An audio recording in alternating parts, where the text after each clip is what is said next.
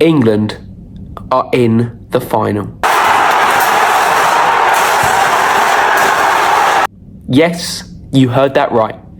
England are in the Euro 2024 final, our second successive final in 2 Euro tournaments. Let that sink in. We've played awfully, by the way, this whole tournament, and somehow we have found ourselves in a final against Spain. No France there, no Italy, no Germany. We are against Spain in the final of the Euros. And you might be wondering, like myself, how on earth did we get there?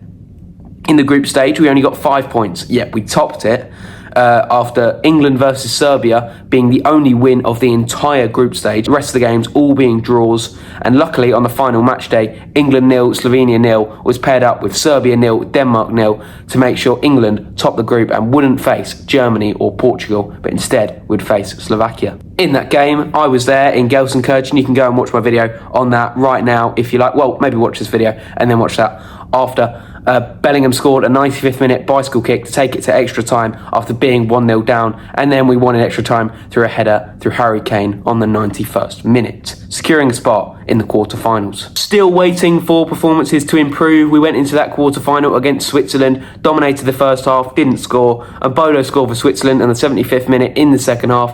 Bukayo Saka equalised with a very nice goal, and then we went to extra time once again. No one scored in extra time, and we went to the fateful penalties.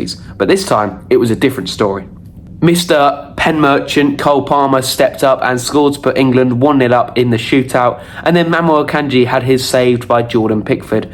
We ended up winning the shootout 5-3 with penalties from Jude Bellingham, Bukayo Saka redeeming himself, Ivan Toney with that no look at the ball straight into the net, and then Trent to win it. This sent us on our way to Dortmund, where we would play against the Netherlands in the semi-final, one game away from that final in Berlin. The Netherlands took the lead after 7 minutes through a very nice goal from Xavi Simons. And around 10 minutes later, England completely robbed them with this dodgy ref and got a very dodgy penalty. Harry Kane then scored it to make it 1-1. Going into half-time, it was level.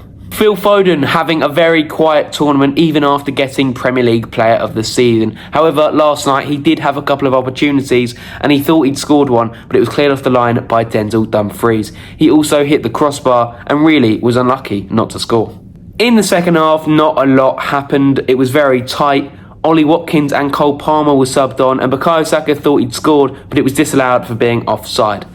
These two substitutes proved to be very important to get England to this final, as Cole Palmer assisted Ollie Watkins in the 91st minute to win 2-1 and send England to the final. And that was that. Ollie Watkins sends England to our second successive final since Euro 2020, where we lost to Italy on penalties in the final. But hopefully this time we can go that one step further and win the final by beating a very informed Spain to bring football home and win the Euros for the first time ever. And overall, the game was one of the better England ones we've seen throughout this tournament.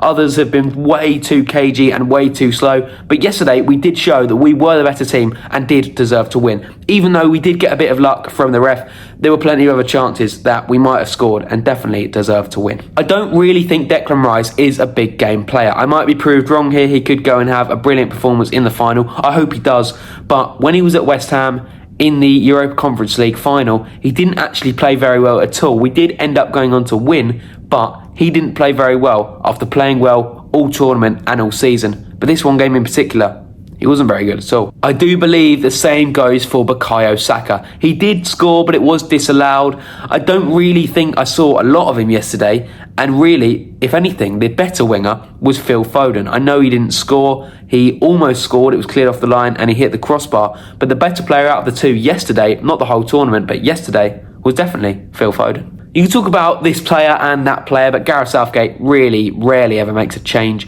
And the only player that I would probably play is Luke Shaw for Kieran Trippier. Simply because Kieran Trippier isn't a left back and Luke Shaw is. I know he's been sort of half injured throughout this tournament, but he played an entire half yesterday. And surely he can play that full game going into the final. But it may also be a bit risky and he might play Kieran Trippier anyway. We know how safe he is, so I'm not sure what he's going to do. And that is really all I wanted to say. A solid performance, a really dominant performance, and one that I can understand that England have won going into that Euro final on Sunday. Let me know your predictions for the game down in the comments below. How on earth did we get here? And hopefully on Sunday we can make it all worth it by bringing the trophy home. Come on, England, and it's coming home. Also, please make sure to like, comment and subscribe. It'd be greatly appreciated. And click the notification bell so you never miss an upload. Thank you very much. It's coming home.